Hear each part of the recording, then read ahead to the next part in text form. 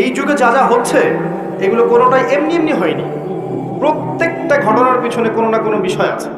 এটা বুঝতে হলে আপনার নূর লাগবে। আমি বারবার একটা কথা বলেছিলাম, নূর লাগবে।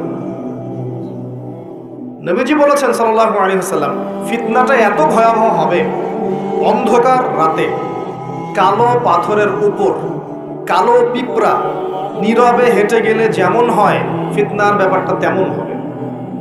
উসমান রাদিয়াল্লাহু তাআলা আনহু জান্নাত জাহান্নামের বর্ণনা শুনে কাঁদতেন না। যখন কবরের কথা আলোচনা হতো, কবরস্থানে যেতেন, দরদর করে কাঁদতে থাকতেন।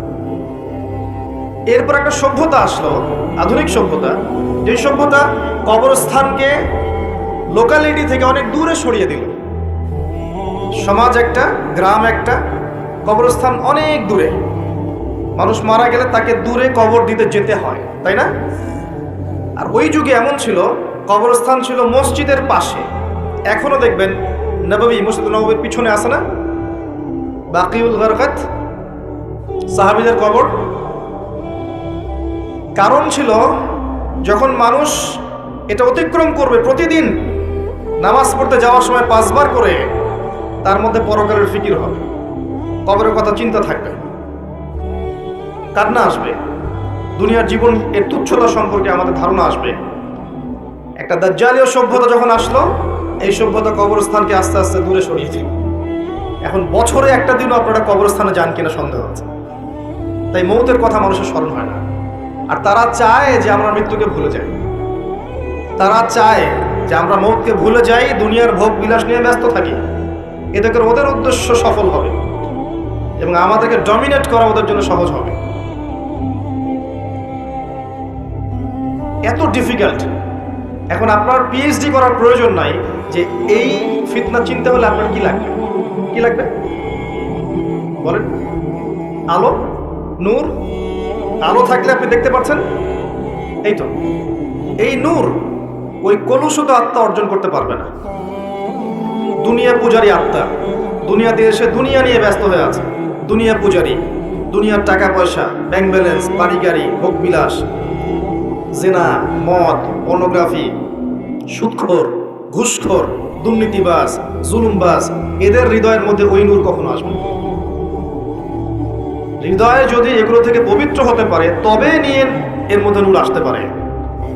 হৃদয়কে এগুলো থেকে পবিত্র করার পর মনের মধ্যে যে হিংসাগুলো আছে, গীবত, তহমত, সমালোচনা, অহংকার, এগুলো সংস্কৃতিগুলো আছে, এগুলো ত্যাগ করার পরে যখন মানুষ কোরআন ধরবে, হাদিস পড়বে, নামাজি হবে, তাহাজ্জুদ গোজার হবে, সুন্নাহর পাবন্দ হবে, হালাল খাবে, আদর্শ পরিবার গড়বে, ইসলামিক সমাজ গড়বে, আত্মশুদ্ধি অর্জন করবে, বেশি বেশি তেলাওয়াত করবে, জিকির আজগার করবে, আল্লাহকে ডাকবে, আল্লাহর ধ্যান করবে, আল্লাহর জিকির করবে, তাসবিহ তাহলিল করবে, মৌতকে স্মরণ করবে, পরকালকে স্মরণ করবে, প্রত্যেকটা কাজ আল্লাহকে সন্তুষ্ট করার জন্য করবে। তখন দেখবেন এই কলবগুলোর মধ্যে কি আসবে? আল্লাহর নূর আসবে ইনশাআল্লাহ। তখন সে ফিতনা রিকগনাইজ করতে পারবে, চিনতে পারবে ইনশাআল্লাহ। তো এই রূহটা যদি নূর দিয়ে আলোকিত করতে না পারি, পরকালে কবরেও নূর পাবো না, হাসরের মাঠেও কখনো নূর আসবে না। একটা আয়াত বলছি, সূরা হাদীদে আল্লাহ পাক বলেছেন, ইয়াউমা তারাল মুমিনিনা ওয়াল মুমিনাত ইয়াসআ নূরুহুম বাইনা আইদিহিম ওয়া বিআইমানিহিম। হে নবী, কিয়ামতের মাঠে আপনি দেখবেন মুমিন পুরুষ, মুমিন নারীদের জন্য তাদের সামনে এবং ডান দিকে আল্লাহর পক্ষ থেকে আলো এবং নূর থাকবে। মুনাফিকরা বলবে যে আমাদেরকে নাকতাবিস মিন নূরিকুম, তোমাদের নূর থেকে কিছু আমাদেরকে দাও, আমরা তো পার হতে পারছি না। ফুলসিরাত, ওদেরকে বলা হবে কিলা রুজিউ ওয়ারাকুম ফালতামিসু নূরা, ফিরে যাও, পিছনে পিছনে ফিরে যাও। দুনিয়ার জীবন তোমাদেরকে প্রতারিত করেছিল, আজকে তোমাদের জন্য কোনো নূর নাই। আল্লাহ যাকে নূর দিবে না, ফামা লাহু মিন নূর, তার কোনো নূর থাকবে না। নূর নিয়ে এতগুলো কথা এই জন্য বলছি, আমি পরে আসছি টপিকে। এই যুগে যদি আপনি চলতে চান, ফিতনাগুলো চিনে আল্লাহর পথে চলতে চান, এগুলো থেকে দূরে থাকতে চান, আল্লাহর আনুগত্য করতে চান, রাসূলের আনুগত্য করতে চান, পরিস্থিতি বুঝে এগোতে চান, আপনার বাহ্যিক চোখ যথেষ্ট না, আপনার নূর দরকার কলবের মতো। বাহ্যিক চোখ দিয়ে আপনি সব বুঝতে পারবেন না। বাহ্যিক চোখ দিয়ে আপনি দেখবেন বিশ্ব এগিয়ে যাচ্ছে, আর আল্লাহর নূর দিয়ে দেখলে আপনি বুঝতে পারবেন বিশ্ব এগিয়ে যাচ্ছে ঠিকই, তবে এটা তার ধ্বংসের দিকে এগিয়ে যাচ্ছে। দৃষ্টিভঙ্গির বিশাল পার্থক্য দেখবেন আপনি। তো এই যে সময়টা আল্লাহ দিয়েছেন, এই সময়টুকুতে যদি আমরা তাওহীদে থাকি, সুন্নতে থাকি, দিন পরিপূর্ণরূপে পালন করি, কবরের 3টা প্রশ্নের উত্তর দিতে পারবেন ইনশাআল্লাহ। এরপরে আপনাকে রাখা হবে ইল্লিনে, যেখানে আপনি জান্নাতের নিয়ামত ভোগ করবেন। আল্লাহর পরে যারা শহীদ, তাদের ব্যাপারে এসেছে, তোমরা আল্লাহর পথের শহীদদেরকে নিহত বলো না, মৃত বলো না। তাদেরকে আল্লাহর পক্ষ থেকে রিজিক প্রদান করা হয়। জাফর ইবনে আবি তালব রাদিয়াল্লাহু আনহু, যিনি মুতার যুদ্ধে শহীদ হয়েছিলেন, তার 2টা হাত কেটে গিয়েছিল। নবী সাল্লাল্লাহু আলাইহি ওয়াসাল্লাম কান্নাকাটি করেছিলেন তার ইন্তেকালের সংবাদ শুনে, কিন্তু একটু পরে মুচকি হেসেছেন। তাকে জিজ্ঞেস করা হলো, কি জন্য আপনি হাসলেন ইয়া রাসূলুল্লাহ? তিনি বললেন, আমি দেখলাম যে জাফর রাদিয়াল্লাহু আনহুকে আল্লাহ এই কাটা 2 হাতের বিনিময়ে জান্নাতে 2টা সবুজ পাখা দিয়েছে। এটা দিয়ে সে জান্নাতে ঘুরে বেড়াচ্ছে এবং ফল খাচ্ছে। তার মানে ইল্লিনে আপনি আপনার কর্মফল ভোগ করবেন, আপনার আত্মা ভালো ফল ভোগ করবে। আর যদি দুনিয়ার কর্মজীবনে খারাপ কাজ করে থাকে, শিরিক করেছে, বেদাত করেছে, হারাম খেয়েছে, সুদ খেয়েছে, ঘুষ খেয়েছে, জেনা করেছে, দুর্নীতি করেছে, জুলুম করেছে অন্যের উপরে, এমন কোনো পাপ নাই দুনিয়াতে করে নাই, এর আত্মা ইল্লিনে যাবে না, সিজ্জিনে যাবে। সিজ্জিন, ওয়ামা আদরাকা মা সিজ্জিন। আল্লাহ বলেছেন, তোমরা কি জানো সিজ্জিন কি? কিতাবুম মারকুম, আল্লাহর কাছে লিখিত কিতাব। এখানে আত্মাদেরকে শাস্তি দেওয়া হবে। এই যে বারজাখের জীবনের শাস্তি নবীজি দেখে এসেছেন মেরাজের রাতে, সুদখোরদের মাথা ফাটিয়ে দেওয়া হচ্ছে, রক্তের নদীতে ফেলে মাথা ফাটিয়ে দেওয়া হচ্ছে, এতিমের মাল আত্মসাৎকারীরা জ্বলন্ত অঙ্গার গিলে খাচ্ছে, ব্যভিচারকারীদেরকে এই যে পচা গোশত খেতে দেওয়া হচ্ছে, মহিলা জেনাকারদেরকে এই যে বুকের মধ্যে হুক লাগিয়ে ঝুলিয়ে রাখা হয়েছে। এই যে শাস্তিগুলো তিনি দেখে এসেছেন, এগুলো কিন্তু ওই বারজাখের শাস্তি। এটা কিন্তু জাহান্নামের ওই কিয়ামতের মাঠের শাস্তি নয়, কিন্তু বারজাখী জীবনের শাস্তি। দেখেছেন জিহ্বা আগুনের কেচি দিয়ে কেটে দেওয়া হচ্ছে এক শ্রেণীর বক্তার, জানা অনুযায়ী আমল করতো না। এগুলো বারজাখের শাস্তি। তার মানে আত্মার কিন্তু আপনার মৃত্যু হচ্ছে না। এই দুনিয়ার জীবনটাই সব নয়, তাহলে মৃত্যু হয়ে গেলেই সব শেষ হয়ে যাবে না, বরং আপনার আত্মা বাকি থাকবে। আত্মা হয় ইল্লিনে যাবে, না হলে সিজ্জিন। নিষ্কৃতি নাই কোনো, আমাদের কোনো নিষ্কৃতি নাই। আবু বকর সিদ্দিক রাদিয়াল্লাহু আনহু এই জন্য বলতেন, ইয়া লাইতানি লাউ কুনতু শাজারা, হায় আমার দুর্ভাগ্য যদি আমি এই গাছটা হয়ে যেতাম, যার কোনো হিসাব নিকাশ নাই। দুনিয়াতে এসেছি, কাজ করব, ভালো হলে ভালো, খারাপ হলে খারাপ, আত্মার নিষ্কৃতি নাই, ওকে ছেড়ে দেওয়া হবে না। এরপর কিয়ামতের মাঠে দেহটাকে আবার জীবিত করে আবার আত্মা দেওয়া হবে। দিয়ে কয়টা প্রশ্ন ভাই? আরো 5টা। এই 5টাও শোনেন। 1 নাম্বার, তোমার সারাটা জীবন কোন কাজে ব্যয় করেছো? নাম্বার 1। নবীজি বলেছেন, এই 5টার উত্তর না দেয়া পর্যন্ত কোনো আদম সন্তান 1 স্টেপ সামনে যেতে পারবে না, 1 স্টেপ পিছনে আসতে পারবে না, স্টিল দাঁড়িয়ে থাকতে হবে। খালি পায়ে, নগ্ন শরীরে, গায়ে কাপড় থাকবে না, খালি পা, নগ্ন শরীর। রোদের উত্তাপ তো বুঝতে পারছেন, মানুষের ঘাম টাকনু, হাঁটু, বুক, গলা পর্যন্ত পৌঁছাবে। দাঁড়িয়ে আছে। 5টা প্রশ্ন, তোমার সারা জীবন কোন কাজে ব্যয় করেছো বলো, না হলে 1 স্টেপ আগাতে পারবে না, বলো। 2 নাম্বার প্রশ্ন, স্পেশালি তোমার যৌবন, যুবকদেরকে বলছো, স্পেশালি তোমার যৌবন কোন কাজে ব্যয় করেছো বলো, আগাতে দেওয়া হবে না, না হলে। বার্ধক্যে অনেকেরই মওতের ফিকির আসে, সারা জীবন সুদ খেয়ে শেষ বয়সে চিল্লা দিয়ে এসেছে, এমন লোক আছে। সারা জীবন ঘুষ খাইছে, দুর্নীতি করছে, মদ খাইছে, জেনা করছে, জুয়া খেলছে, শেষ বয়সে হজ করে আলহাজ হয়ে গেছে, এমন লোকের অভাব নাই। যৌবনকাল ভাইটাল টাইম, এই সময়টাতে সবাই হেদায়েতের পথে চলতে চায় না। রক্ত গরম থাকে, উচ্চাভিলাষ থাকে, পলিটিক্যাল পাওয়ার অ্যাচিভ করতে হবে, অথবা একটা ভালো নারী চাই, অথবা আমি বিভিন্ন মেয়েদের সাথে অ্যাফেয়ার করবো আর ভোগ করব, অথবা পর্নোগ্রাফিতে আসক্ত হয়, অথবা মাদকাসক্ত হয়, খেলাধুলা করে সময় নষ্ট করছে, অথবা দেখবেন ব্যাংক ব্যালেন্স, টাকা পয়সা পিছনে ছুটছে। মানে ওর যত ছোটাছুটি দেখবেন, স্পেশালি যৌবনকালে স্পেশালি যৌবনকালে। এবং এই যৌবন শুধু আপনার না, যুবতীদেরও। বোথ অফ দেম, উভয়ই জানে না জীবনের উদ্দেশ্য কি। অন দ্য আদার হ্যান্ড, মেয়েকে দেখবেন সারাদিন মেকআপ, পার্লার, এই ফ্যাশন, ওই ফ্যাশন, এই ড্রেস, ওই ড্রেস, টিকটক, ফেসবুক, ইউটিউবিং, এগুলোতে ব্যস্ত আছে।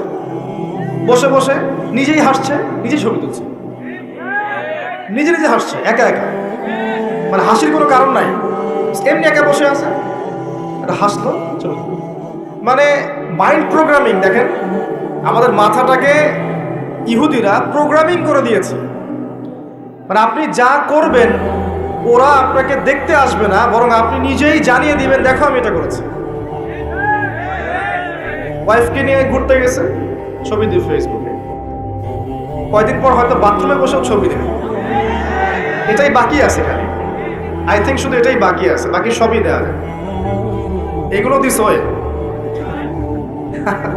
আমি আপনাদের ভাষা বুঝি না, বলতে পারি না। এগুলো মাঝে মধ্যে দেখা যায়। ভালো করে খেয়াল করেন, মানুষের দুইটা জীবন, ব্যক্তিগত জীবন আর পাবলিক লাইফ। পাবলিক লাইফ, আপনি আমি এখন পাবলিক লাইফে আছি, আমাদের প্রাইভেসি আছে, সব কিছু তো আপনি জানবেন না, আবার আপনার সব কিছু আমি জানবো না। একটা প্রাইভেট লাইফ, ব্যক্তিগত জীবনে আপনি খান, ঘুমান, আপনি স্ত্রীর সাথে থাকেন, ঘরের মধ্যে অনেক কিছুই করেন। এই মাইন্ড প্রোগ্রামিং করে ওরা আমাদেরকে এমন একটা মানসিকতা দিয়ে দিয়েছে যে আমরা এখন পাবলিক লাইফ আর প্রাইভেট লাইফের পার্থক্য বুঝতে পারছি না। মানুষের প্রাইভেট লাইফকে আমরা পাবলিক করে দিচ্ছি, ব্যক্তিগত জীবনে যা করছে সব ঢেলে মানুষকে জানাচ্ছে। ওরা কিন্তু জানতে আসছে না, আপনি জানিয়ে দিচ্ছেন ফেসবুকে। এটা প্রোগ্রামিং, একটা মাইন্ড প্রোগ্রামিং। ওদের ওই যুব সমাজও যেমন, যুবতী সমাজও তেমন। দেখবেন এরাও ফ্যাশন, ওই পার্লার, এই গেট আপ, জিন্স, গেঞ্জি, রাস্তায় ঘোরা। তারপরে যদি বুঝায় দেওয়া যায় যে তুমি তো সম অধিকার পাওয়ার যোগ্য, নারী পুরুষের সাথে কোনো পার্থক্য নাই, তুমি বাসায় বসে থাকবে কেন? তুমি বেগম রোকেয়ার উত্তরসূরি না?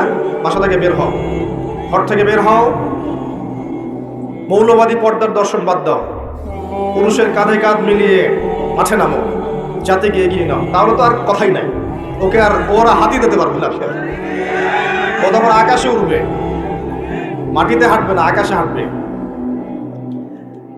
দাজ্জাল, আমি বলেছি দাজ্জাল, ফেমিনিস্ট রেভলিউশন। এই যে feminist revolution is created by মাসিহুদ দাজ্জাল। দাজ্জালের যারা ফলোয়ার্স আছে এরা এই ফেমিনিস্ট রেভলিউশন ক্রিয়েট করেছে। নবী সাল্লাল্লাহু আলাইহি ওয়াসাল্লাম মেরাজের রাতে যখন গিয়েছেন, একজন ফেরেশতা তাকে দেখে হাসেনি, তার নাম মালিক। সূরা যুখরুফের মধ্যে তার কথা আছে। তিনি জিবরাইলকে জিজ্ঞাসা করেছিলেন আলাইহিস সালাম, ও হাসছে না কেন? জিবরিল আমিন বলেছেন, তাকে আল্লাহ পাক জাহান্নামের প্রহরী হিসেবে সৃষ্টি করেছেন। যেদিন থেকে আল্লাহ তাকে এই দায়িত্ব দিয়েছেন, ওই দিন থেকে মুখের হাসি উড়ে গেছে। আর জাহান্নামে তিনি ছাড়াও আরো 19 জন বড় বড় ফেরেশতা থাকবেন। আলাইহা তিসআতা আশার, কোরআনে আছে। আর অগণিত ফেরেশতা থাকবেন যারা দায়িত্ব পালন করবেন। নবী সাল্লাল্লাহু আলাইহি ওয়াসাল্লামকে দেখানো হলো জাহান্নামের আযাব। তিনি দেখলেন, পৃথিবীতে এসে বললেন মেরাজ শেষে যে আমি জাহান্নামকে দেখেছি, যেখানে উদ্ধত এবং অহংকারীরা আছে, এবং সেখানকার বেশিরভাগ অধিবাসী হচ্ছে মহিলা, নারী। তার মানে শোনেন, এই হাদিসের ভুল ব্যাখ্যা বোঝেন না। এটা সমস্ত উম্মতদের জন্য নয়, এটা এই উম্মতের জন্য খাস। নবী সাল্লাল্লাহু আলাইহি ওয়াসাল্লামকে মেরাজের রাতে যে শাস্তিগুলো দেখানো হয়েছে, এগুলো এই উম্মতের জন্য বেশি খাস। এই উম্মতের মানুষ বেশি সুদ খাবে, বেশি জেনা পরকিয়া করবে, এতিমের মাল আত্মসাৎ হবে এই উম্মতের মধ্যে বেশি। এই উম্মতের বক্তারা জানহুন যে আমল করবেন অনেকেই। এই উম্মতের নারীরা বেশিরভাগ জাহান্নামে যাবে। শেষ 100 বছরের দিকে তাকান, বেশিরভাগ অনুসারী যদি জাহান্নামে যায় মহিলা এই উম্মতের, তার মানে এই উম্মতের মহিলাদের সাথে শেষ জামানায় এমন কিছু হবে যার ফলে তারা আর দিনের পথে থাকতে পারবে না। শেষ জামানায় এমন কিছু ওদের সাথে হবে যার ফলে ওরা তাওহীদ, দ্বীনের জ্ঞান অর্জন, সুন্নত, পর্দা, হালাল এই বিষয়গুলো মেনে চলতে পারবে না, প্রতিবন্ধকতার শিকার হবে।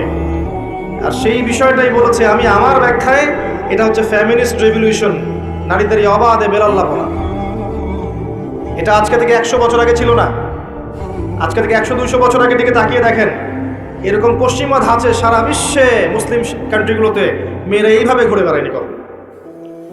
যারা নারীরা এখন পুরুষের আসন নিয়ে নিয়েছে, আর পুরুষ হয়ে গেছে নারী। পোশাক পরিবর্তন হয়ে গেছে, নারী পুরুষের পোশাক পরছে, মেয়ে নারীর পোশাক পরছে। দেধার সে ফ্রি মিক্সিং, যেখানে যাবেন ফ্রি মিক্সিং, মার্কেটে যান ফ্রি মিক্সিং, স্কুলে যান ফ্রি মিক্সিং। ফ্রি মিক্সিং বোঝেন তো?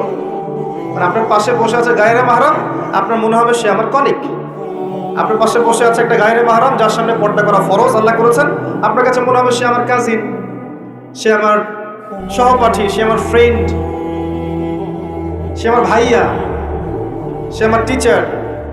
এটা মনে হবে। আল্লাহ ওদের সাথে পর্দা করা ফরজ করেছে, কিন্তু ওই মেয়ের কাছে মনে হবে এই ব্যাপার। এটা ফ্রি মিক্সিং।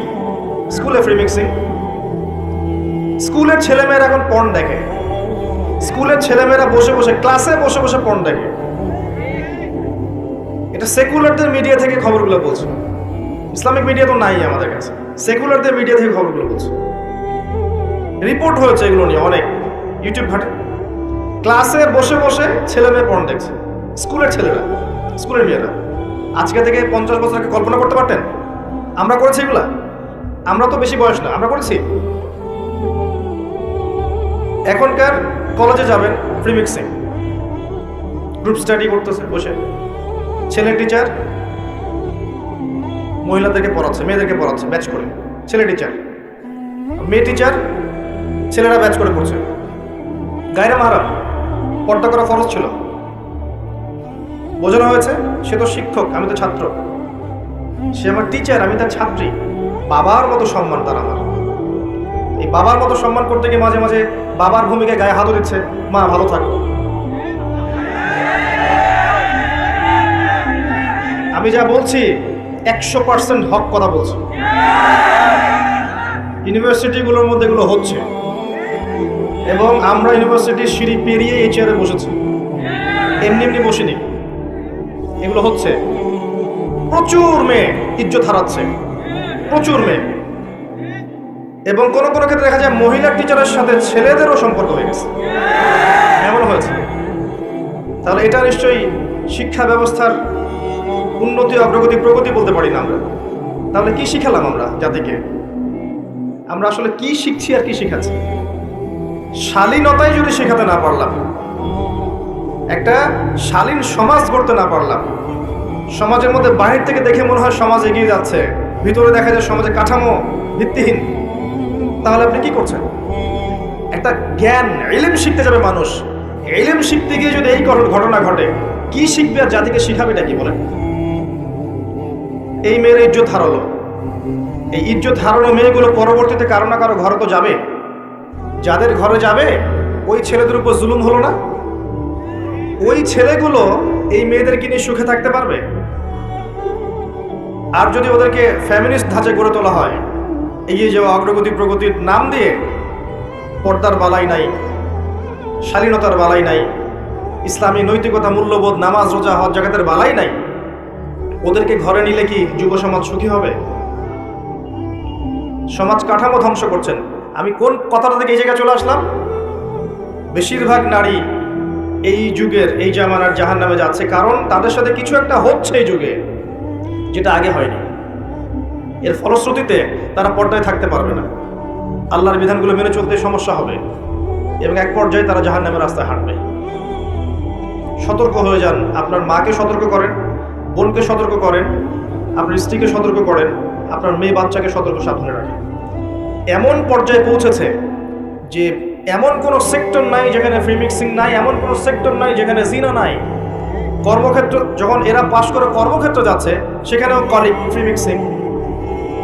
অফিসের বস মাশাআল্লাহ, তার কর্মচারী মেয়ে, কর্মচারী মহিলা, অ্যাফেয়ার হয়ে গেল, জিনা হয়ে গেল, কোনো কোনো ক্ষেত্রে ধর্ষণ হয়ে গেল।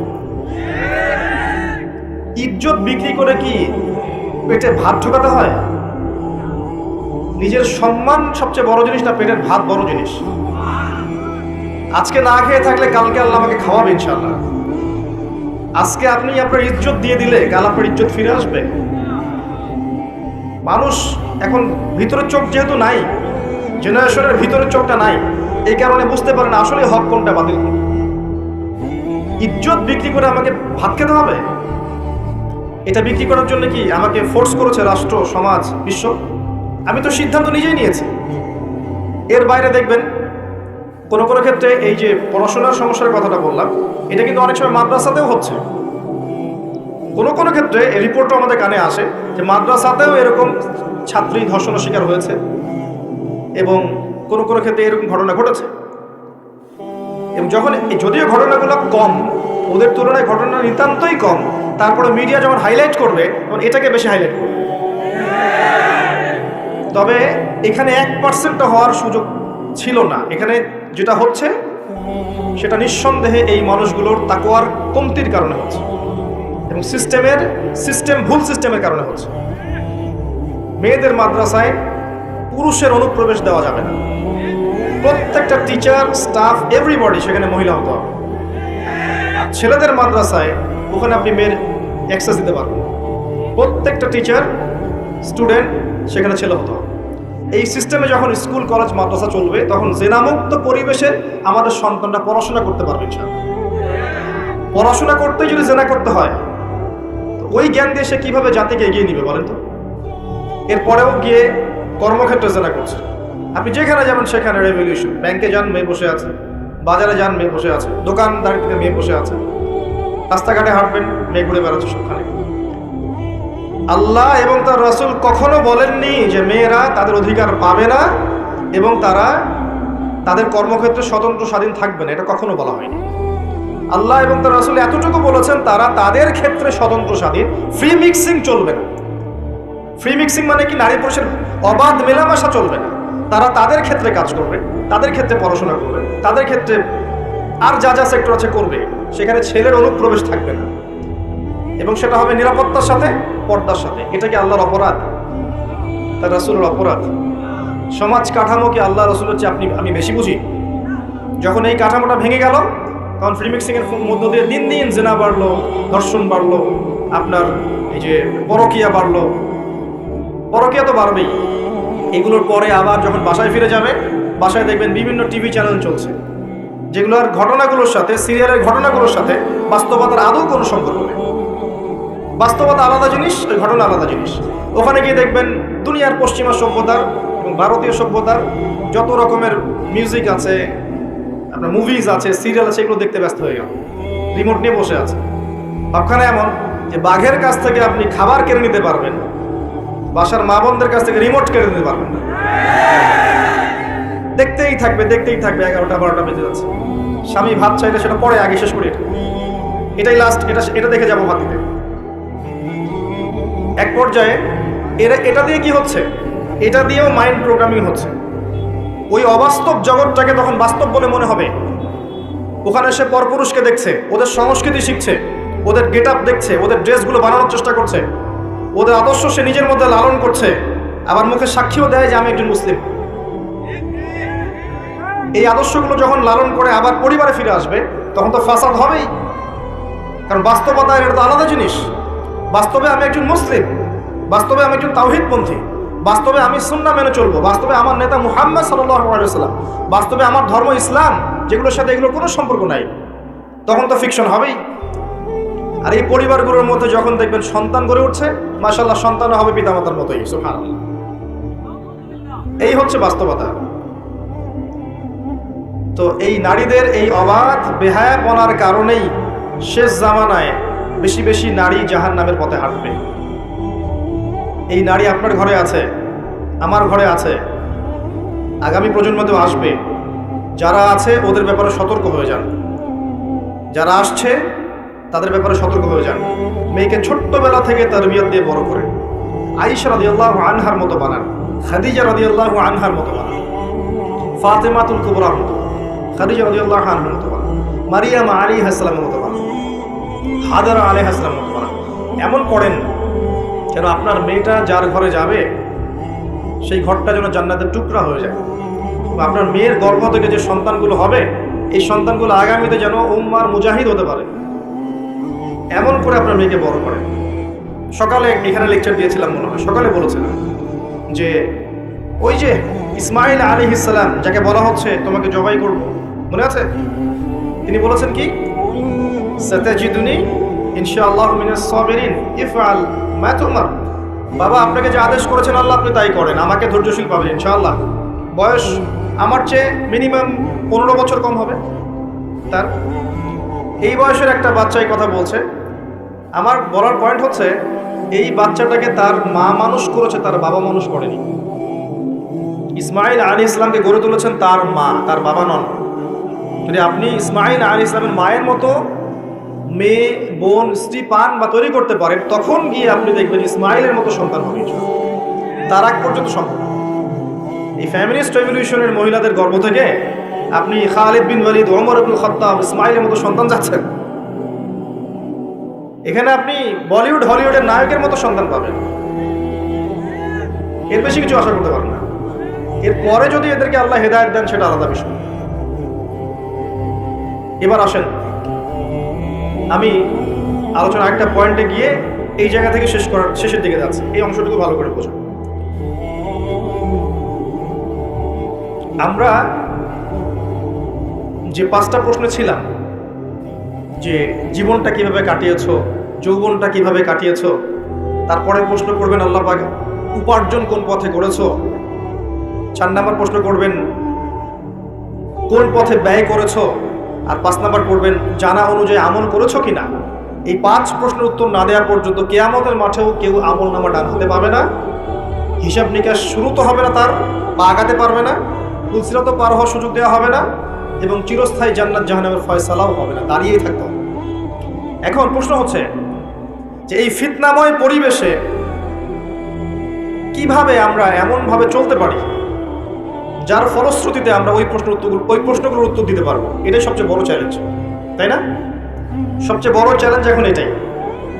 কারণ আমরা আজকে শিখে ফেলেছি অলরেডি যে আপনার আমার আত্মা মরবে না। আমরা শিখে ফেলেছি অলরেডি যে আমাদেরকে দুনিয়ার জীবনটা দেওয়া হয়েছে পরীক্ষা করার জন্য। আমরা শিখেছি এরপরে আমাদের জন্য চিরস্থায়ী জীবন আসছে, এই জীবনটা শেষ নয়, মৌত সবকিছু শেষ নয়। আমরা এটাও জেনেছি যে এই 3টা আর 5টা 8টা প্রশ্নের উত্তর আপনাকে আমাকে সবাইকে ফেস করতে হবে, কেউ বাদ যাবে না। একদম ইসরায়েলের প্রেসিডেন্ট থেকে শুরু করে আপনি আমি পর্যন্ত, ওই বিশ্ব নেতা থেকে শুরু করে আপনি আমি পর্যন্ত, এই বিশ্বের প্রত্যেক নেতা, প্রত্যেক কর্মী, প্রত্যেক ধর্মনেতা, প্রত্যেক বিশ্ব নেতা, প্রত্যেক পলিটিক্যাল নেতা, প্রত্যেক হিউম্যান বিং, অর্থনৈতিক নেতা, সামাজিক নেতা, হুএভার হি ইজ, সে যেই হোক না কেন, তাকে এই 8টা প্রশ্ন ফেস করতেই হবে, যেই হোক না কেন। আল্লাহ কাউকে দেখে বাজ বিচার করবেন না। এবার আসেন কিভাবে সম্ভব এগুলো উত্তরে যাওয়া। 1 নম্বরে আসেন, যদি আপনি আমি শিরিক না করি, শোনেন আমার কথা, আপনি আমি যদি শিরিক না করি তাহলে মান রব্বক উত্তর দিতে পারবেন ইনশাআল্লাহ। শিরিক কি, কেন, কত প্রকার শেখার জন্য একটা বইয়ের নাম বলে দিচ্ছি, কিতাবুত তাওহীদ। এই বইয়ের অনেক প্রকাশনা সংস্থা থেকে ছাপানো হয়েছে এবং ব্যাখ্যা করা হয়েছে। কিতাবুত তাওহীদ অনলাইনে খুঁজবেন, অফলাইনে কিনবেন। আমি রিকোয়েস্ট করব সবার বাসায় একটা করে লাইব্রেরি করবেন, পারবেন না? প্রত্যেকের বাসায় একটা করে লাইব্রেরি করবেন, পার্সোনাল লাইব্রেরি। সেখানে কোরআনের তাফসীর কিনবেন, হাদিসের বইগুলো কিনবেন, ইতিহাসের বইগুলো কিনবেন, ফিকহের বই কিনবেন, রাসূলের সিরাতগুলো কিনবেন, সাম্প্রতিক বিশ্বের বইগুলো কিনবেন। একটা পার্সোনাল লাইব্রেরি আপনার থাকবে, যেখানে আপনি প্রতিদিন 1 ঘন্টা 2 ঘন্টা সময় ব্যয় করবেন। এই ফোনটা বন্ধ করে রেখে দিন, ওইখানে যখন বসবেন ফোন অন করবেন, ফোন অন করবেন না, ফোন বন্ধ থাকবে। আপনি 2 ঘন্টা পড়াশোনা করবেন, তারপরে বেরোবেন, পারবেন না? মাসে 5,000 টাকার বই কিনবেন, পারবেন? 5,000 টাকা আপনার গার্লফ্রেন্ডের পিছনে যায় মাসে, পারবেন না বই কিনতে? ফোনের পিছনে যায়, মেগাবাইট কিনতেও দেখবেন হাজার হাজার টাকা যায়। আসেন, তাওহীদে থাকতে হবে। শোনেন, যে আদর্শ লালন করে শাহজালাল রাহিমাহুল্লাহ এই অঞ্চলে জালেম শাসক এই গৌর গোবিন্দর বিরুদ্ধে যুদ্ধ করেছেন, তরোয়ার হাতে নিয়েছেন, মাজলুমের অধিকার ফিরিয়ে দিয়েছেন। আপনাদের এই জায়গাটা বরকতময় হয়ে গেছে মাশাআল্লাহ। গ্যাসের পরে আসে তেল, এরপর আসবে তেল, তেলের আগে গ্যাস আসে। আপনাদের চা বাগান, আপনাদের এখানে বৃষ্টি, আবহাওয়া, পরিবেশ, মানুষের মধ্যে একটা রুহানি ভাব, বেশি বেশি নামাজি, আতর আগর, কত নিয়ামত দিয়ে আপনাদেরকে ভরে রেখেছেন আল্লাহ পাক। চিন্তা করেছেন? ওই যে মানুষগুলো এখানে আধ্যাত্মিকতা নিয়ে এসেছিলেন, তাদের এই রুহানি প্রভাব এখনো আছে এখানে। একই ফ্লেভার আপনি পাবেন, মদিনায় যান সেখানে ফ্লেভার পাবেন, ওখানে আধ্যাত্মিক পরিবেশ পাবেন। আমি বাগেরহাটে গিয়েছিলাম খান জাহান আলী রাহিমাহুল্লাহ ওনাদের ওখানে প্রোগ্রাম করতে, ওখানেও দেখবেন একটা রুহানি একটা ফ্লেভার আছে। আগেকার যে মানুষগুলো ছিলেন আল্লাহওয়ালা, মুজাহিদ, মুজাদ্দিদ, আলেম, ফুকাহায়ে কেরাম, ওলামায়ে কেরাম, নূরওয়ালা মানুষ, বসিরাওয়ালা মানুষ, তাসকিয়াওয়ালা মানুষ, তাদের একটা রুহানি পরিবেশ থাকে, একটা প্রভাব থাকে। আপনাদের অঞ্চলে নিঃসন্দেহে আছে, কোনো সন্দেহ নেই। আপনাদের অঞ্চলে মানুষ অন্য অনেক অঞ্চলের মানুষ হচ্ছে বেশি নামাজি, বেশি আল্লাহকে ভয় করে, বেশি যাকাত দেয়, বেশি তাকওয়া আছে, দিনকে ভালোবাসে অন্য অঞ্চলের চাইতে। আমি দেখেছি, আমি প্রমাণ করছি। কারণ আছে এই প্রভাব। ওই মানুষরা যে প্রভাবে এখানে এসেছেন, যে মজলুমদের সহযোগিতা করতে, জালেমের শিকড় উপড়ে ফেলতে, সেই মানুষের কবরকে কেন্দ্র করে আজকে মানুষ কি না করছে। অথচ সেই মানুষ যে আদর্শ নিয়ে এসেছিলেন, সে আদর্শের যাররা পরিমাণ বালাই না। একটা হক কথা অন্যের বিরুদ্ধে বলতে পারছে না। তার কবরকে এভাবে মুছে নিয়ে বরকত নিলে বরকত আসবে? তাওহীদে না থাকতে পারলে উনি আপনাকে পরকালে পার করে দিবেন? উনাকে সেজদা করলে আল্লাহ তাওহীদে সেজদা করা হবে? পরকালে আমি যদি ভালো আমল না করি, দুনিয়া থেকে ঈমান আমল নিয়ে যেতে না পারি, পরকালে তার ক্ষমতা আছে আমাকে পুলসিরাত পার করে দিবে? নবী সাল্লাল্লাহু আলাইহি ওয়াসাল্লাম তার মেয়েকে বলছেন, ইয়া ফাতিমা, দুনিয়াতে যা চাওয়ার আমার কাছে চেয়ে নাও, পরকালে আমি তোমার কোনো উপকার করতে পারবো না। আয়েশা রাদিয়াল্লাহু আনহা একদিন কাঁদছেন অঝর নয়নে। আয়েশা, তুমি কাঁদছো কেন? ইয়া রাসূলুল্লাহ, আপনি একটা হাদিসে বলেছেন যে কিয়ামতের মাঠে কেউ কাউকে চিনবে না, আমাকে বলেছেন, এটা মনে করে আমার কান্না আসছে। আসলে কি কেউ কাউকে চিনবে না? নবীজি বললেন, কয়েকটা জায়গা আছে আয়েশা, যখন আমি তোমার কথা মনে রাখতে পারবো না, আমি তোমার স্বামী তোমার কথা মনে রাখতে পারবো না। যখন আমল নামা ছুড়ে দেওয়া হবে, মানুষ খালি ইয়া নাফসি বলবে যে আমল নামা কোন দিক দিয়ে আসে। যখন পুলসিরাত মানুষ পার হবে, সবাই ইয়া নাফসি বলে, আমার কি হবে, আমার কি হবে, কেউ কারো কথা মনে রাখবে না। সত্যিকার অর্থে যদি আমরা আমাদের ওলামায়ে কেরাম, আউলিয়া, তাদের যদি সম্মান করতে, যে তাদের আদর্শ ছিল তাওহীদ, সুন্নত, অন্যায়ের প্রতিবাদ করা, মাজলুমের সাহায্য করা, আধ্যাত্মিকত্ব অর্জন করা, তাসকিয়া অর্জন করা, সমাজ সংস্কার করা, এগুলো তাদের আদর্শ। ওই আদর্শগুলো লালন না করে শুধু তাদের কবর এভাবে মুছে গালে মাখলেই বরকত পাওয়া যাবে? আমরা আশা করব যদি কেউ এগুলোর সাথে সম্পৃক্ত থেকে থাকেন, ছেড়ে দেন, তাদের আদর্শ লালন করেন, তাওহীদ শেখেন। আল্লাহই সব, আল্লাহই খাওয়ান, আল্লাহই পরান, আল্লাহই বাঁচান, আল্লাহই মারেন। আল্লাহই ইবাদত পাওয়ার যোগ্য, তিনি সেজদা পাওয়ার যোগ্য, তিনিই দোয়া পাওয়ার যোগ্য, তার জন্যই কুরবানি, তার জন্যই নজর মানত, তার জন্য সবকিছু। মধ্যস্থতা করতে গেলে শিরক হয়ে যাবে। শিরক হয়ে গেলেই মান রব্য গুরুত্ব দিতে পারবে না। মাদিনুকায় আসেন, ইসলামকে পরিপূর্ণরূপে গ্রহণ করতে হবে। কিছু অংশ মানি, কিছু অংশ মানি না, এমন গ্রহণ করলে ইসলাম টিকবে না। নামাজি, ব্যক্তিগত জীবনে পাক্কা নামাজি, মাশাআল্লাহ, অর্থনৈতিক জীবনে পাক্কা সুদখোর, চলবে না। ইসলামকে পরিপূর্ণরূপে মানতে হবে। ব্যক্তিগত জীবনে পাক্কা নামাজি, কপালে সেজদার দাগ আছে, অর্থনৈতিক জীবনে গিয়ে দেখবেন পাক্কা সুদখোর, চলবে না। ব্যক্তিগত জীবনে দান সদকা করছে মাশাআল্লাহ বেশি বেশি, দেখবেন ফরজ যাকাতই দিচ্ছে না। মাশাআল্লাহ তাহাজ্জুদ পড়ছে, মেয়ে বেপরদায় রাস্তায় করছে, দেখবেন তাসবিহ তাহলিল করছে, চিল্লা দিয়ে বেড়াচ্ছে, বা আর অন্য কাজ করছে দিনের, পরিবারের কাঠামো ইসলাম নাই। দেখবেন এগুলো হচ্ছে। বেশি বেশি তেলাওয়াত করছে মাশাআল্লাহ, এদিকে দেখবেন গীবত, তহমত, অহংকার, হিংসা দিয়ে ভর্তি। ইসলাম আংশিকতার নাম নয়, পরিপূর্ণ একটা জীবন ব্যবস্থার নাম। আমরা ইবাদত করব সেখানেও মুসলিম, সামাজিক জীব যখন সেখানেও তো আমরা মুসলিম, সেখানে সামাজিকতাও নবীর সুন্নাহ মতো চলতে হবে। অর্থনীতি চালাবো সেখানেও মুসলিম, সেখানেও অর্থনীতির ক্ষেত্রে আল্লাহর দেওয়া অর্থনীতি গ্রহণ করতে হবে। আপনি সমাজ চালাবেন সেখানেও সামাজিক রীতিনীতির ক্ষেত্রেও ইসলামিক আদর্শ গ্রহণ করতে হবে। পরিবার চালাবো সেখানেও থাকতে হবে। যদি আল্লাহ পাক আপনাকে বিশ্বের নেতৃত্ব দেন, সারা বিশ্বে ইসলামিক লস ইমপ্লিমেন্ট করার দায়িত্ব তখন আপনার উপর পড়তে হবে।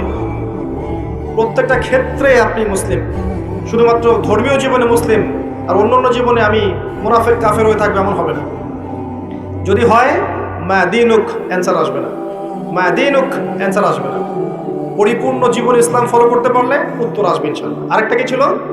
মান হাযা রাজুলু বুইসা ফীকুম, এই ব্যক্তিকে যাকে পাঠানো হয়েছিল। বিশ্বাস করেন এই পৃথিবীতে কেউ যদি আল্লাহর রাসূল সাল্লাল্লাহু আলাইহি ওয়াসাল্লামকে বাদ দিয়ে, তার সুন্নতকে বাদ দিয়ে অন্যর আদর্শ ফলো করা শুরু করে, সে উত্তর দিতে পারবে না। করণীয় কি? খুব সহজ, খুব সহজ। ইস্তেগফার করেন, আস্তাগফিরুল্লাহাল্লাযী লা ইলাহা ইল্লা হুয়াল হাইয়ুল কাইয়্যুম ওয়া আতুবু ইলাইহি, তওবা করে ফিরে আসেন। আগামীকাল সকাল থেকে ঘুম থেকে ওঠা থেকে নিয়ে ঘুমানো পর্যন্ত প্রত্যেকটা কাজ আপনি নবীর সুন্নাহ মতো করার চেষ্টা করুন। ঘুম থেকে ওঠেন, দোয়া পড়েন, বাথরুমে যান, দোয়া পড়েন, বের হন, দোয়া পড়েন, খাইতে বসেন, দোয়া পড়েন, খাওয়া শেষ, দোয়া পড়েন, নামাজে যান, হেঁটে হেঁটে যান, নামাজটা তার মতো ধীর স্থিরভাবে পড়েন, বসে থাকেন, জিকির আজগার করেন, জিকির আজগার শেষ তিলাওয়াত করেন এক পারা করে আপনি স্কুলে চলে যান, কলেজে যান, চাকরি ক্ষেত্রে যান, ব্যবসায় যান, সেখানে আমানতদারিতা বজায় রাখেন, ইসলামিক নৈতিকতা বজায় রাখেন, বাসায় ফিরে আসেন, পরিবারকে ইসলামের মতো সময় দেন, রাতে আবার ঘুমিয়ে যান। সারা দিন ইবাদত, সারাটা দিন ইবাদত। আপনি লেখাপড়া করছেন, এমন জ্ঞান অর্জন করেন যেই জ্ঞান দিয়ে আপনি দিনের খেদমত করতে পারবেন। আপনি ব্যবসা করছেন, আমানতদারিতা বজায় রেখে, কাউকে না ঠকিয়ে, মাপে কম না দিয়ে, সিন্ডিকেট না করে ব্যবসা করেন, নেকি হবে। আপনি পরিবার চালাচ্ছেন, পরিবারটাকে ইসলামিক পরিবারে গড়ে তোলেন, আপনার পরিবারটাই জান্নাতের টুকরা।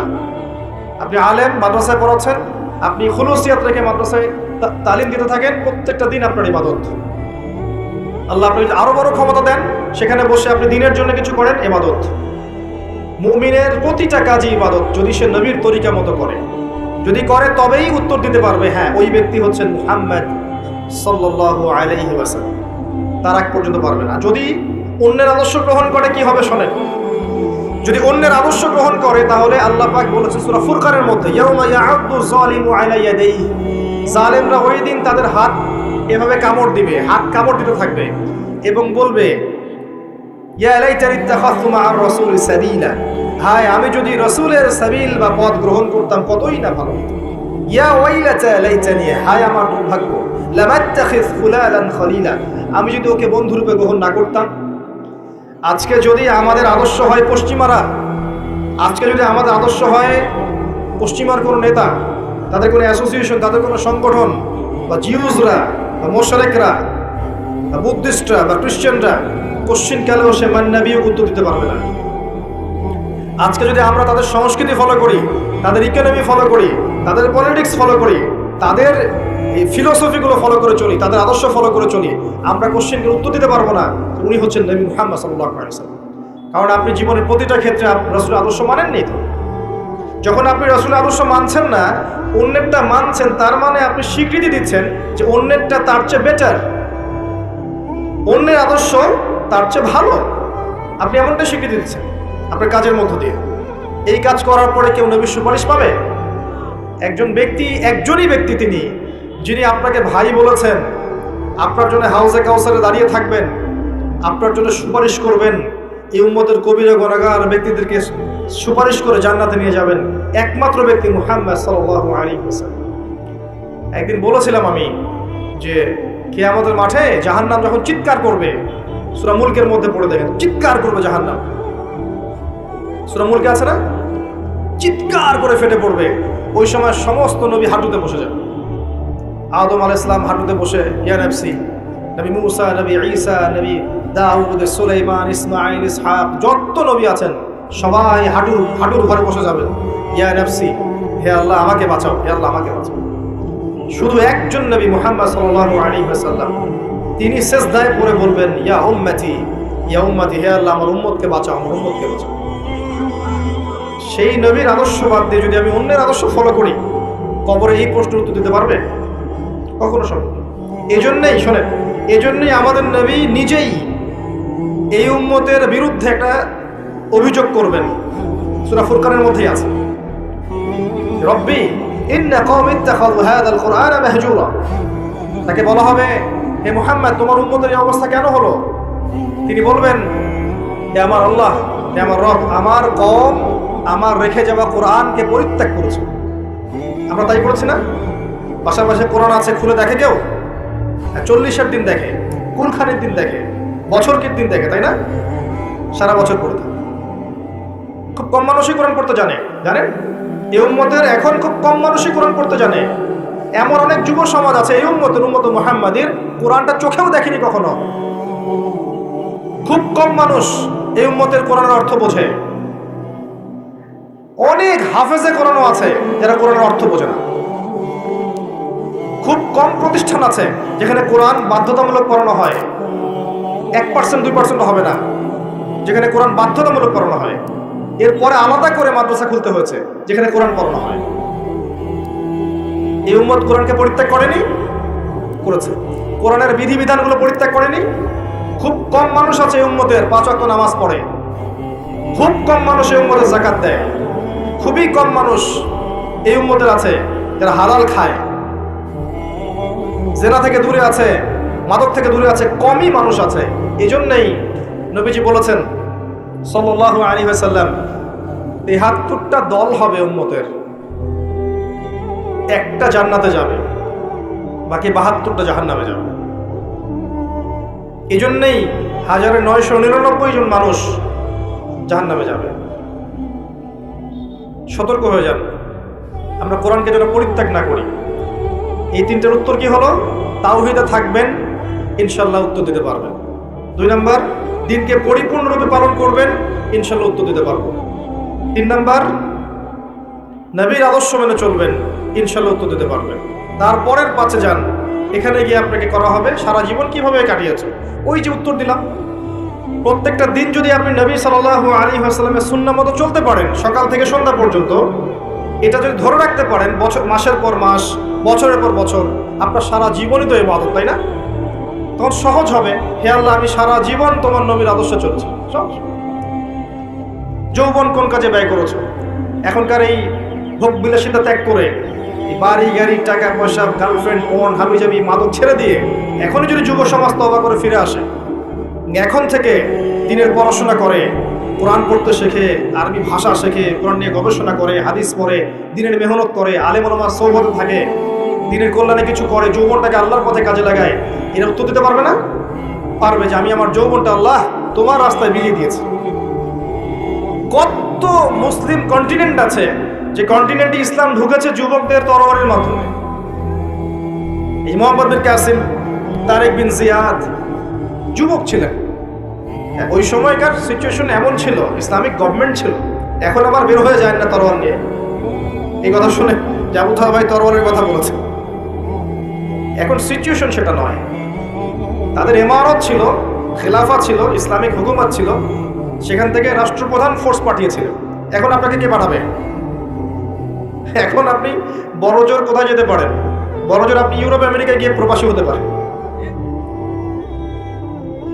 এখন বড়জোর দেখা যাবে যে বিশ্বের পরাশক্তিগুলো একটা ভেজাল বাঁধিয়ে দিয়েছে, সেই ভেজালের মধ্যে আপনাকে ফোর্স হিসেবে পাঠানো হয়েছে। আপনি চলে গেলেন ওদের দ্বন্দ্ব মেটাতে। যাই হোক, এই যৌবনকালে যারা আল্লাহর ইবাদত করবে, নবী সাল্লাল্লাহু আলাইহি ওয়াসাল্লাম বলেছেন আরশের ছায়ার নিচে আল্লাহ পাক তাদেরকে ছায়া দিবে। এর চেয়ে বড় সৌভাগ্য হতে পারে? যুবকদের হাতে ইসলামের বিজয় লেখা আছে। এই জামানার যুব সমাজ এবং তার পরবর্তী প্রজন্ম, ইনশাআল্লাহ আমরা বিশ্বাস করি আগামী দিনের সোনালী দিন তারা দেখে যাবে। তবে শর্ত হচ্ছে সমস্ত পাপ থেকে তওবা করে আজকেই দিনের পথে ফিরে আসতে হবে। যুবক যুবতী সবাইকে বলছি, একজন যুবক যেমন একটা কমিউনিটির জন্য যথেষ্ট, একজন যুবতী মাও কিন্তু দেখবেন একটা জাতির ভবিষ্যৎ করে দিবে ইনশাআল্লাহ।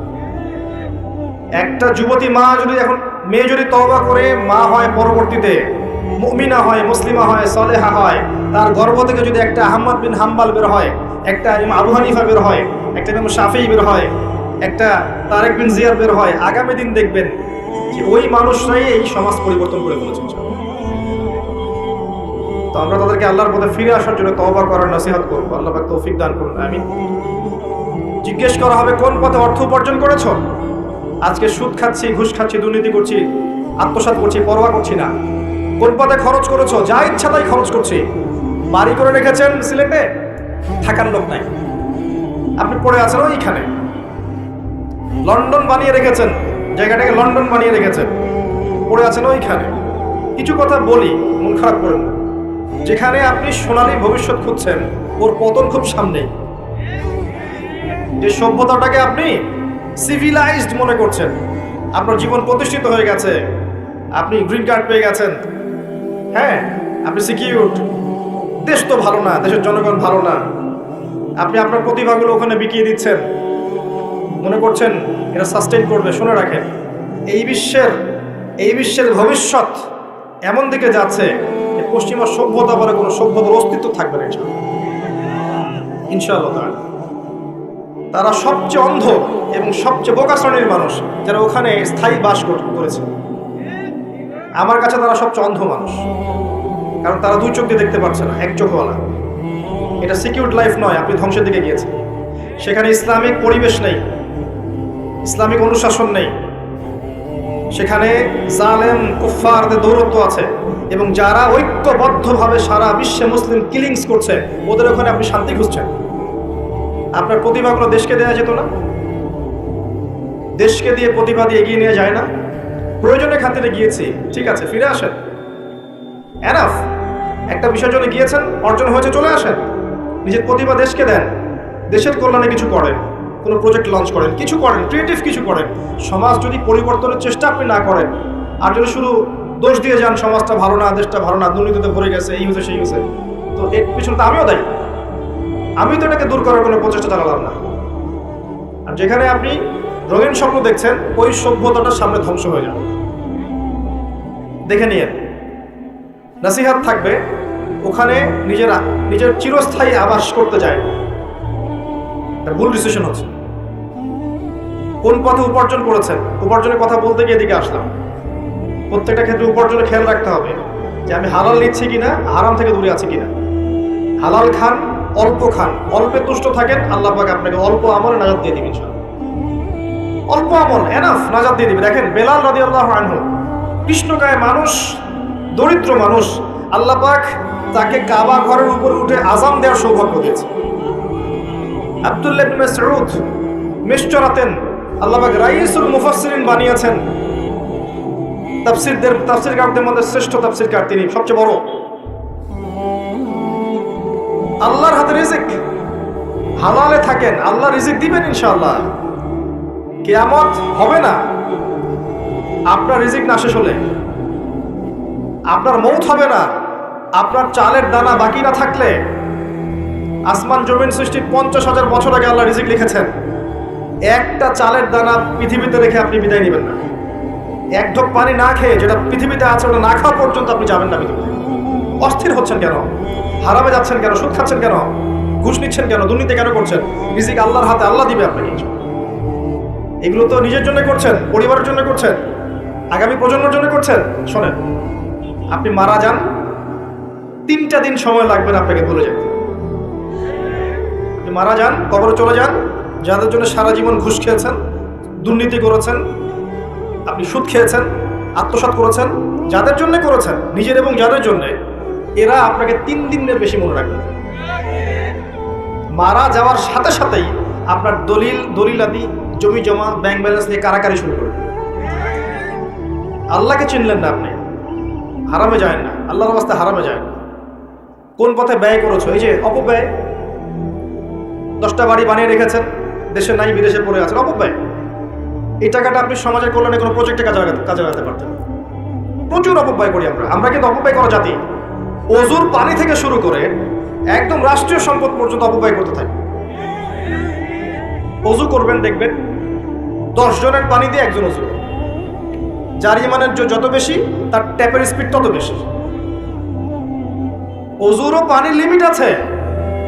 হ্যাঁ, নবী সাল্লাল্লাহু আলাইহি ওয়াসাল্লাম অল্প পানিতে ওযু করেছেন। এর মানে এই না যে সেখানে পানির স্বল্পতা ছিল এই জন্যে। এমনকি তিনি বলেছেন এই যে ঝর্ণার ধারেও যদি ওযু করো, তারপর ওযুর পানির দিকে খেয়াল রাখতে, অপচয় করা যাবে না। ওযুর পানি থেকে শুরু করে একদম সমাজ থেকে শুরু করে বিশ্ব রাষ্ট্র সব জায়গায় যান, অপচয় আর অপচয়, অপচয়, অপচয়।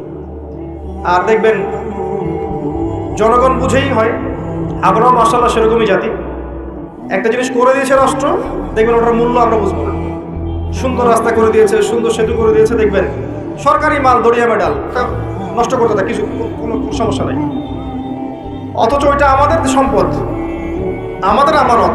এই রাস্তা রক্ষা করার দায়িত্ব আমার, আমি জনগণ। গভর্নমেন্ট একটা জিনিস করে দিয়েছে, এটা রক্ষা করার দায়িত্ব আমার। তো যদি আমি মনে করি যে সরকারি টাকা যায় যাক, আমি নষ্ট করলাম, তো সমস্যা কি? এটা খেয়ানত, এটা আমানতের খেয়ানত হলো। তারাও যেমন করে আমরাও করি।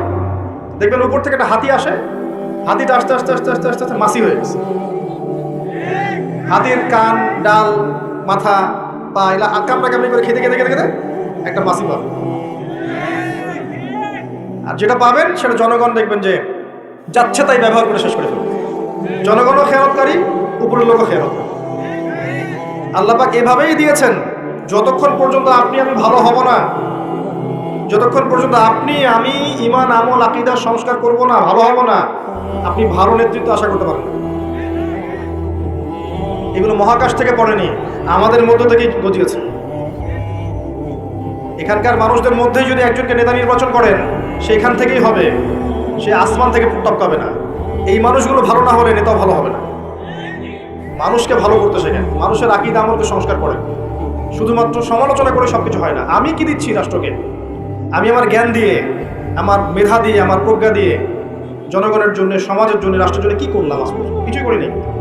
সমালোচনা করে যাচ্ছে, এটা ভালো না, ওইটা ভালো না, এটা। আর কেউ কেউ তো থাকবোই না দেশে, ভাই বাইরে থাকবো, দেশটাই পচে গেছে। ওই আপনি ভালো তো দেশে এসে দেশকে ভালো করছেন না কেন? সব থেকে সমস্যা আমাদের মানসিক সমস্যা। আমাদের মায়া নাই, মহব্বত নাই আমাদের প্রতি।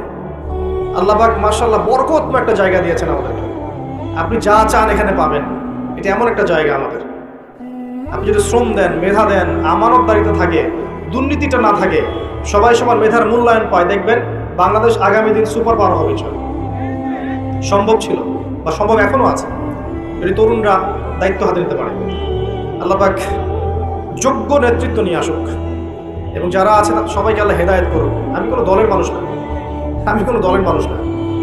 আমি আমার আবেগ থেকে অ্যাজ এ সিভিলিয়ান কথাগুলো বলছি যে আল্লাহ পাক যেন যোগ্য মানুষদেরকে দিয়ে একটা সুন্দর সুশৃঙ্খল কাঠামো করে দেন, যেখানে থাকবে না কোনো দুর্নীতি, থাকবে না কোনো ঘুষ, কোনো সুদ, কোনো জেনা, কোনো ব্যভিচার। সুকুনের পরিবেশ থাকবে, সবাই সবার প্রতিভার মূল্য পাবে, মাজলুম হবে না, জালেম পার পেয়ে যাবে না, মাজলুমের আর কাঁদতে হবে না, এমন একটা পরিবেশ আল্লাহ পাক কিন্তু তৈরি করবেন।